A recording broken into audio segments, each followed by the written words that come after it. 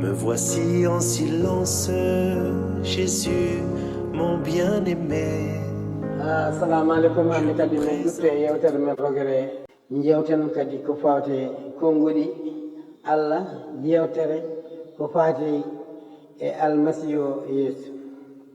Hande noon min jewtu hol gonɗo Yeesu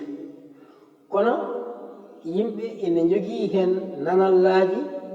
e wasde famamuya par ce que sa wi Yeesu ko ɓi Allah yoga yimɓe jaam Yeesu hono Allah kay jibinani jibinaka ɗum wawa wonde kono ko yeru tan e neɗɗo ne wiye min komi Afrique naajo sa yii e leyɗele tubakoɓe ko en Amérique ɓe Afrique naajo oko Afrique naajo oko ɓiɗɗo Afrique oko iwtande Afrique firti ko ummi ko Afrique walla ko France naajo ummi ko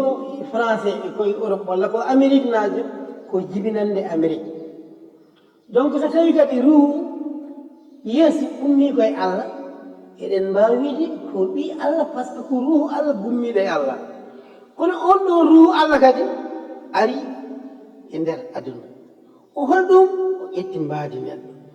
tawde kadi ummima e neɗɗo en mbelama kadi mbiyen ɓi neɗɗo o donc so wiyama ɓi neɗɗo o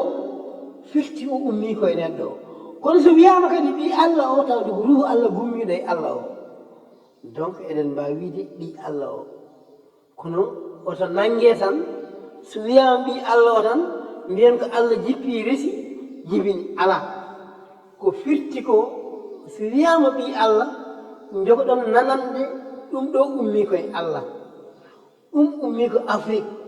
o umɗo ko Afrique naajo firti ko ummi ko Amérique o ko Amérique naajo o firti ko Amérique donc so wiyama Yeesu ko ɓi Allah nanɗe ɗe e famamuyo firtata ko ummi koye Allah goonga o ummi koye Allah o ari e aduna o kono goonga kadi eɗen mbawi yiide eɗen ganda tigui rigui ummi koye Allah kadi o ruttima e Allah caggal balɗe tati ndo maayi o heƴani e nder leydi o wurti hoto woni o ruttitima kadi e Allah o ruttitima e joomen donc nanalla o e famamuya o ko ndeke tigui Yeesu ko ruhu Allah gummiɗo e Allah donc sen mbima ko ɓi Allah way kono tan mbiya o ko ɓi Afrique naajo walla ko ɓi Amérique naajo o ummi ko Amérique o ummi ko Afrique ɗum ne Yeesu ummi koye Allah ɗum tagi ɓe mbiyanmo kon ko ɓi Allah kadi caggal nde o maayi balɗe tati o heɗedaki e leydi o ruttitima kadi e Allah hande ɗo kadi to kalduɗen men omo heɗima omo uddita omo jiɗi hawrude ma sa udditinimo damal ɓernde ma omoni fukka damal ɓernde ma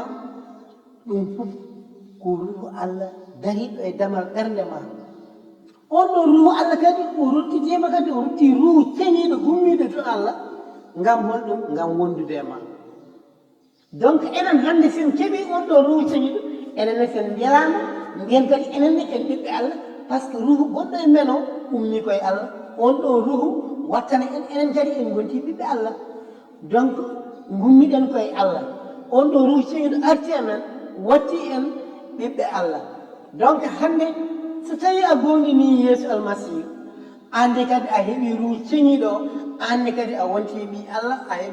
a heeɓi yaako e bakkutuji ma ɗum jimmin paamon no feewi ndeke jogoɗon nande e famamuya ndeke so wiyama Yeesu ko ɓi Allah firti o ummi koye Allah o ari